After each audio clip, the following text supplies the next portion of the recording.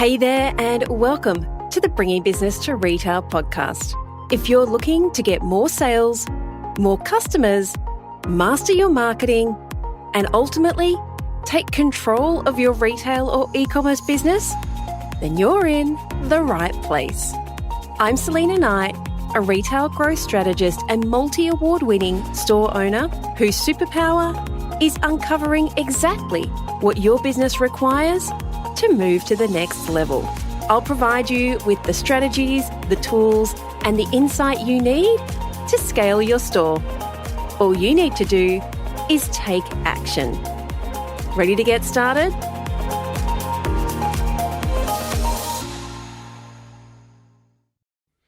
Hey there, and welcome to today's episode of the Bringing Business to Retail podcast. Now, I've made no secret of the fact that the last month or two have been really, really difficult. And you own your own business. You know what it's like. Businesses go through seasons, and those seasons can sometimes be like wildfire seasons, and sometimes they're a bit more like winter, where you can kind of sit back and you can rest and you can reflect and you can kind of store up all the good stuff and get ready to just kind of let the business do its thing. I, my friends, have been in wildfire season, and I'd like to say that my life's been a little bit out of control. I need those helicopters that can, come on in and water bomb everything and kind of build me some containment lines, because sometimes stuff in life just doesn't go the way that you planned. And what I have found is that over the last sort of 4 to 6 weeks, I have said no to a lot of things that I would normally have said yes to.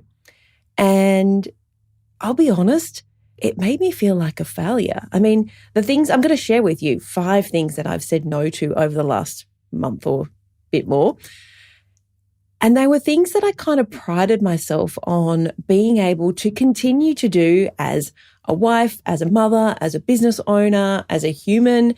And when these things that we pride ourselves on get taken away from us, then it can kind of feel like the world itself, like all that normalcy, all those repetitive things that make you feel like you're in the right place and that life is a constant. When those things disappear, then what can happen is, on top of what's happening in your life, it can feel like the rug is being pulled out from underneath you. But I'm here today to tell you that if you want to say no to the same things that I have said no to, the world doesn't end. In fact, what I have found is, on the other side of living my way through it, that actually some of these things I really should have said no to a very, very long time ago. But what I did was I let my ego get in the way, and I let this constant need to be validated, to be amazing at all the things, get in the way, instead of just being okay with saying no. And so maybe some of these things will resonate with you. Maybe you have found yourself in a similar situation. I mean, Christmas is coming up. And for you guys, Christmas is usually the busiest time of the year. We've got a few more weeks until you guys get into full-on Christmas season. So with that up in the air, with that kind of sitting in the back of your mind, I want to share with you, I think I've got 5 things today that I have said no to, and the world didn't end. Okay, are you ready for them? The first thing I said no to was keeping house. Now, I have never been a good cleaner. I mean, fun fact, I actually had a job as a cleaner for a very short period of time. And I used to have to get up at 3:30 in the morning and do 2 different jobs, 2 different commercial premises. And they were on different sides of the city. It wasn't a big deal at 3:30, 4 o'clock in the morning, but I would go to one, and it was in this really hip and happening restaurant. And I would go and I would play Jamiroquai really, really loud. Just goes to show you what era this was in. Same CD all the time, CD, there you go. And I would put it in and I would just go about my work. But here's the thing. I freaking hate cleaning. Like, it is just one of those things that frustrates me and stresses me, and I just want to get it done as quick as possible. So I would finish up that job, and then I would zip across the Harbour Bridge onto the north side of Sydney, and then I would clean this other small cafe. And I remember this one time, and basically my job was, clean the bathrooms, wipe everything down, mop the floors, wipe the tables, and that was it.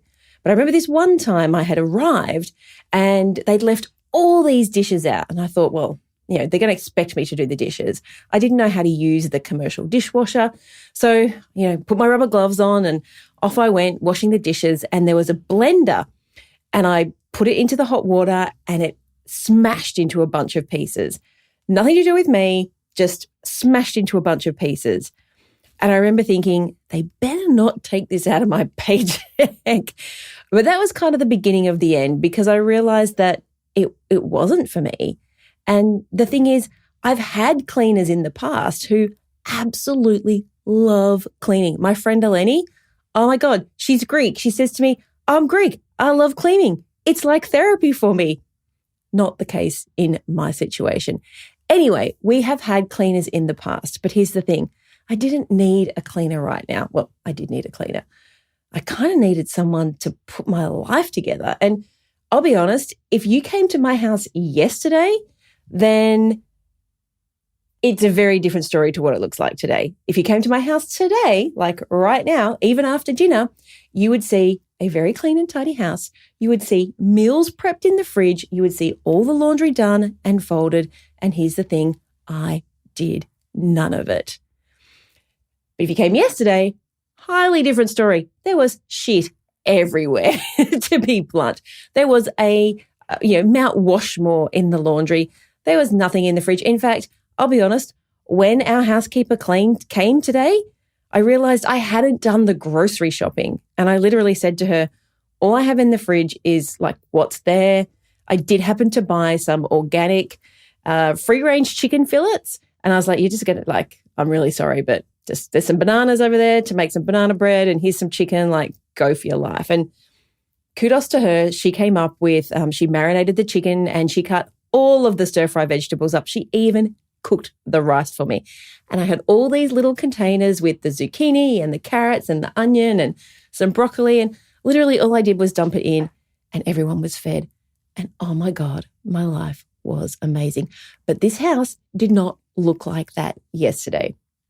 So over the last few weeks, it has been wildfire season in my life and in my business. And I'll talk about more on that in another podcast. But I got to tell you, we cycled through all of the local takeaway options more than once. And we have a few to choose from. Between doctor visits and vet visits and recruiting and team training and, I'll be honest, hiding in the corner and crying, I have had no physical or mental capacity to look after the house. I actually just didn't care. But at the same time, I was crying because I couldn't deal with the mess and I couldn't deal with the stress. And so I caved. I say I caved, but realistically, I came to my senses. Even now, I feel like I need to justify it. But realistically, I don't need to justify anything because I felt like Humpty Dumpty. I felt like I was falling off the wall. I was smashing to pieces, and all the king's horses and all the king's men could not put sail together again. And no one benefits from that. My family don't benefit. I don't benefit. The business doesn't benefit. Kudos to my team for picking up all the pieces over the last few weeks. But I didn't want that. I want to be on the wall doing cartwheels. And if I happen to fall, there are people there to catch me. And if something breaks, there's someone there to put it all back together again and say, don't worry about it, Sal. I've got this. And so I did. I did more recruiting and I hired a housekeeper. And Melanie is amazing. She's wonderful. In just a few short weeks, life is starting to become more organized and less chaotic and a lot more normal. But today, Melanie let on the fact that she really needed this job. All of these interest rate rises that we've been happening, in fact, her and her husband actually own their own business, but things have gotten so tight and their mortgage repayments have gone up by over $1,000 a month that she needed to find another job to supplement that income. And so, when I started this, I was kind of justifying why I got a housekeeper. But realistically, the fact is, one, our lives are better for it, but so is Melanie and her family's life, because I shouldn't feel guilty because now I get to help somebody else out. She needs this job to be able to keep, to pay the mortgage and to keep their house. And she actually enjoys doing this stuff, unlike me. And so we have this saying in our business, which is the more money we make, the more people we serve. And we say it with all of you guys. You probably heard me say it before. And this is kind of one of those times when I feel really good about the fact that the more money that we make, the more people I get to serve. Yes, I get to serve you guys when you come in and you work with us, but I also get to serve Melanie and her family, because without this role, they may not be able to keep the roof over their heads. And I wouldn't want anyone to do that, because I felt guilty about the fact that I couldn't keep my house clean. So if you, my friends, are feeling like everything is on top of you and your house is a mess, I urge you to think about a housekeeper. And at this point in the podcast, I would probably digress. And I'm just going to quickly hint at this, and I'm probably going to go and record another podcast on this. But if your first thought is, I can't afford that, or I would have to cut something out, I want you to flip the switch to instead being, I just need to sell some more stuff. Because that's what I did when I had to work out how much money did we need to employ Melanie. I just reverse engineered it. And I was like, how much more do I need to sell? Okay, let's go and do it. Stop coming and looking at these decisions from a lack perspective and start looking at it more on how can I make this happen? Okay, that was a little sidebar. Now back to our regularly programmed schedule, which is not very regularly programmed at all, because one of the things that I said no to, which is not on my list, was recording podcasts. I literally had no time, and without the mental capacity to turn up and do the job well, I just didn't want to do it at all. In fact, I actually recorded, I think, 2 or 3 podcasts that never went to air because they just, even my team was saying you sounded very distracted on them. That's not the kind of professionalism that I want to put out there. Like, if I'm going to do it, I've got to sit down and do it well and give you guys the value, because after all, if you're going to spend your time, like your valuable time, listening to me, I've got to make it worth your while. So I also said no to recording a lot of podcasts, which is why right now I'm sitting down and trying to get quite a few done. All right, the next thing. So the first thing I said no to was keeping house. The second thing I said no to was not spending money. Now, that's a bit of a double negative, but here's the thing. I am a tight ass. I don't think anyone is ever going to deny that. But here's the thing. I really, really value value, which sounds so silly. That's like a double positive. But I've gotten to the point in my life where I understand that some things are worth spending money on. And it has taken a very long time for me to be okay to be spending 5-figure amounts. Yes, that is tens of thousands of dollars to invest in my team and to grow my business. Like, once upon a time, that was so far out of my capacity to even think, contemplate, that it was just not, it was just not even an option. But these days, the truth is, even though it still makes me highly uncomfortable, because I grew up really, really poor, and I still have to analyze and justify things before I spend money on them. But when I can see the value and when I can map out the results that it's going to bring, just like hiring Melanie the housekeeper, it kind of makes the decision slightly easier to digest and to follow through with. So this last 12 months, I have spent more than 6 figures. Yes, that's more than $100,000 training my team and bringing in expertise into my business. And as a result, my involvement in the day-to-day stuff has significantly reduced. and it is such a weight off my shoulders. My customers, you guys, my customers are getting much better results. You're getting a better customer experience. You get access to a wealth of knowledge that's not just me. Because guys, I would just like to say, Laura, if you are listening, thank you so much for the beautiful message that you sent saying that I am on your vision board. So shout out to Laura from Time to Grow, because I don't know everything. I'd like to think I know lots, but I don't know everything. And so building a team around me that knows so much more. This is one of those instances when the sum of the whole is worth more than the parts. When you put all of us together, the results become exponentially better. And so normally I say no to spending money. Like I said, I'm a tight ass, and there are things that I enjoy spending money on, but even then I'm still looking for a bargain. But over these last few months, over the last 12 months, I've spent $20,000 on a coach. I've spent $5,000 to have a series of emails written. I've spent tens of thousands of dollars bringing in people to help us refine systems and processes in the business and training my team. And the results just mean that the business is growing so much better, and that all the crap that kind of, the wildfire that is happening in my life means this business still continues to thrive, and our customers still continue to get everything that they need and more, even if my life is like a giant poo heap, which I'm having to wade through and get out the other end. And so that's the other thing that I have said, that the second thing I've said no to is not spending money, even though that is a double negative.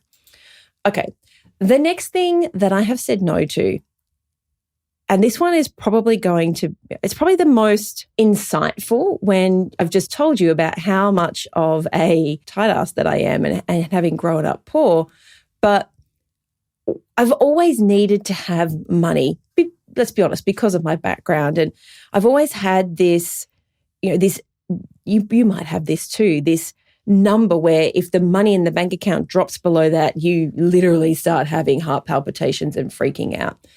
And so as a result, what I have found in the past, and like I said, you may have found this too, maybe you're finding yourself answering, Facebook and Instagram DMs at 11 o'clock at night, or you're putting up with pain in the ass customers because you feel like you can't afford to lose the sale. Let's be honest, when those customers happen, the only thing that ends up happening is it ends up costing you. It costs you in time, it costs you in effort, and let's be real, it usually costs you in money because they either take up way more of your team's time, or they want discounts, or they end up asking for their money back. So what I have said no to is chasing the sales that aren't worth it. Not just chasing this out, like that. Let's just put a caveat here. Not chasing the sales in general, because the fact is you've got to be out there. You've got to be following your customers up. You've got to be emailing them. You've got to be calling them sometimes. You've got to be doing wish list notifications, all that kind of stuff. So not chasing the sale, but chasing the sales because you're desperate for the money. And so being okay with losing a sale because a customer isn't the right fit, or you know in your heart that it's going to be much more difficult than just saying no. Being okay with saying no to money in those situations is a big-ass CEO decision. And that is a huge mindset shift that it has taken me many, many years to get past. But when you say no, here's what I found from experience. When you say no to those people, the better customers just turn up. It is weird. It's, the whole law of attraction thing, I guess, but we have said no to someone. And, I love the fact that my team can do this as well. Like, we've empowered them to be able to come and say, this person wants to come and join the 5X framework, but, they're already making demands. They're already asking if they can skip forward. They're already trying to do this, this, and this. And honestly, I don't think they're going to be a good fit because They're just not going to do the work, and so they're not going to get the results, and we'll probably end up having to refund them. The fact that my team can do that makes me so proud. But the fact that we can do it and not be freaking out about where is the next dollar going to come from is even better, because we have built this ecosystem where as long as you've built the framework and you're not just crossing your fingers and hoping that the next sale comes in. I mean, we spend an awful lot of money on ads. We've built an entire customer journey. We've built a funnel for, sales funnel where people come in and they buy our products and then they move through the customer journey. It's not like I just said, I don't want the sale. We've built the system that will allow people, and you should have this too. Doesn't matter what kind of business you're in, whether you're a bricks and mortar business or you're a pure play economist business. Oh gosh, you can tell it's been a very long day, can't you? It doesn't matter what kind of business model you have. You should always have a sales funnel, or some people call it a customer funnel. People have to be able to find you. They have to be able to buy your products. And that is not just sitting back and passively hoping that they Google your business and they come and buy something.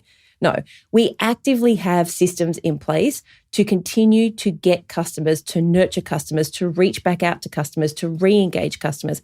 And as a result, just last week, when we said no to someone, the next day, bang, 2 new people who are amazing and are all the kinds of people that we love to work with.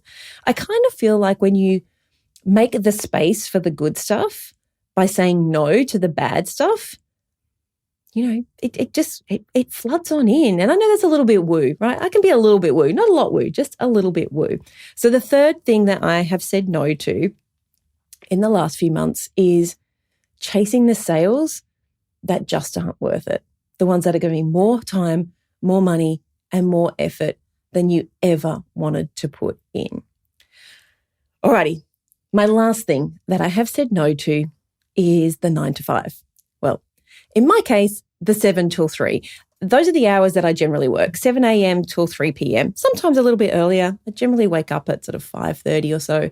Sometimes I'll do 6:30 start if I have someone in America who I need to squeeze into my calendar.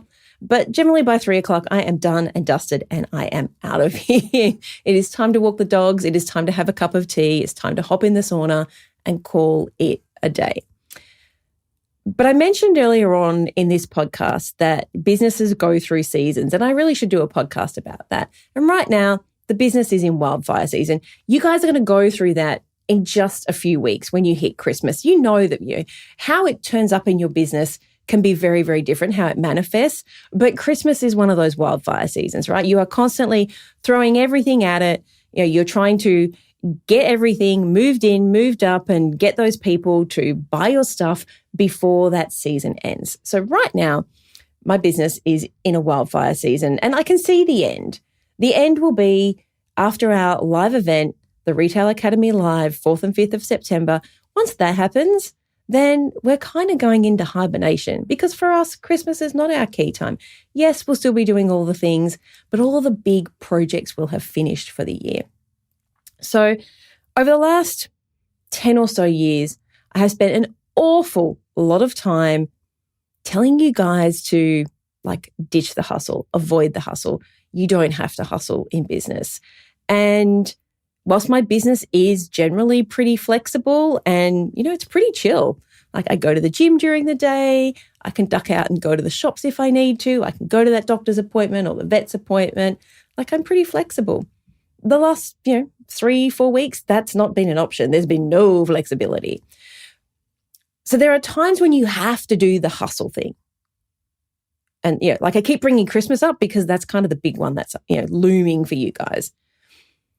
But here's the thing, it has to be a short-lived hustle. Hustle cannot be your go-to. Grinding away isn't doing anyone any favors in your business. So it is okay to say no to the 9 to 5 or whatever hours you guys usually work, as long as you know where the end is. And like I said, for us, I know that we've still got, another month or so to continue on like this. It is easing up a little bit right now, but it is knowing that we just have to get through this and then we're guaranteed to have a break. Not, we just have to get through this and then through this and then through this and then I might take a break. Because that is no way to run a business. It's not good for you. It's not good for your team. It's certainly not good for your customers because it just means that everything is going to be ad hoc. Everything is going to be sporadic and nothing is going to be done well. So I would urge you to say, if you're going to say no to your version of the 9 to 5, then what does that look like? And when is the end? Or what is your 9 to 5?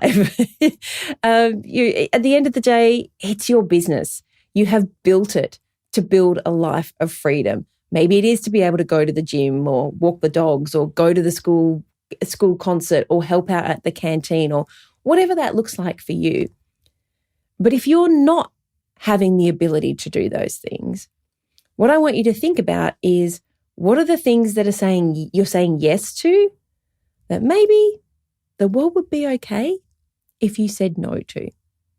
Because I've walked the walk, I've talked the talk, I've lived through it. And the world hasn't ended. The world hasn't ended because I had to work a little bit more.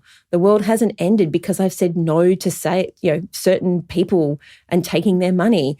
The world hasn't ended because I've said yes to spending more money. My bank account is a little bit lighter, but the business is growing as a result of it. And the world certainly did not end because I said no to keeping house and hiring a housekeeper. And so, to finish this episode off, what I want you to do, what I would love you to take away, and if you're happy to share it with me, I would love to hear, is what are the things that you're saying yes to that you potentially should be saying no to? And what is it going to take for you to be happy in your life and in your business right now? Because if you're saying yes to all the things, you're generally not happy. You're generally very overwhelmed, very stressed. And quite often you feel guilty. I know I certainly did. I felt guilty because I wasn't doing all these things. And when I kind of did them, I was doing them really, really poorly. And it really wasn't worth anyone's effort. And when you're not in a great headspace, even if it's a headspace of your own creation, I'm trying to think of the right word there, even if it's a headspace of your own creation where you feel a certain way, even though your family don't care that the house is a bit messy or the fact that they're having takeaway, whatever that looks like. What if it's a situation of your own making, and the only alternative is that you have the ability to change that situation because you created the situation. So what does that look like? What does happiness look like in your business? And realistically, what would have to change for you to have the business that you want? There you go. I would love it if you share that with me. Make sure that you tag me on Instagram or Facebook, send me a DM. And just before I wrap this up, that kind of brought me to the fact that I kind of mentioned during this episode, TRA Live, the Retail Academy Live. And I've got another podcast that I've recorded. I don't know if it's gone live yet or not, about how I completely changed the agenda for that. And that's because I spoke with a whole bunch of people. I do this every few months as I'll just get on the phones and talk to you guys and see what your problems are right now. What are the obstacles that you've got? What do you need us to help you with? And the thing that came up over and over and over again, I was actually flabbergasted. I was thinking, did someone prep these people for these answers? But the thing that came up over and literally every single call was, I just wish someone would tell me what to do, and or I just wish I knew what to do. So if that's something that you feel that you need help with, and you want to come and hang out with the team and I in Melbourne this 4th and 5th of September, I got the dates right this time. It's a Monday and a Tuesday. Come and hang out with us for 2 whole days in person, because that is exactly what we are going to do. This is not a conference. It is a live action days, 2 days, a live action 2 days where we're going to help you work out what it is in your business that you want. What does it look like? Going to get you the clarity. We're going to show you how to build a cult brand. We're going to help you build out the plan. So when you leave in your hot little hands, you will have the plan that you need to work to, through that Christmas period to scale your business. And so, my friends, if you are listening to this and you have bought one of my programs and you have one of those golden tickets sitting inside of the training portal, inside of the Retail Academy training portal, I urge you to go and redeem that free ticket to the Retail Academy Live in Melbourne. If you are not one of our clients, if you are not one of our amazing customers who are inside of the training portal, then here's a tip. If you jump in to my 9 Ways to Move Stock Masterclass, which you can find, there's a link in my Instagram bio. If you go to the website, you'll see it there, Inventory Masterclass. If you grab that, I have gifted you guys a ticket to that event. Now, tickets will be on sale if there's any spaces left, but they are a $2,000 ticket. And you, my friends, can come for free. It is my gift to you. But I am strictly limited by the venue on how many seats we can have because it is a gorgeous venue.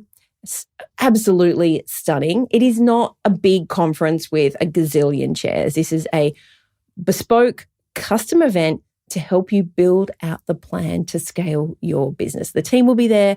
I will be there. We have some amazing speakers, but most of all, we are taking action.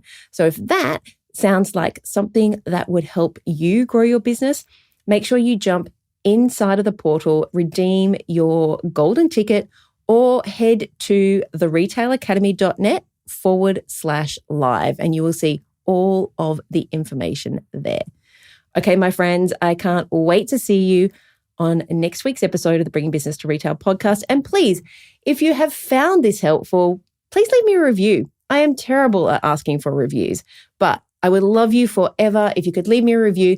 Let's share the love, spread the word, and help more independent retailers to scale their businesses, because we need better places to shop and we need places like yours. Alrighty, thank you so much for listening, and I will see you on next week's episode. Bye. So that's a wrap.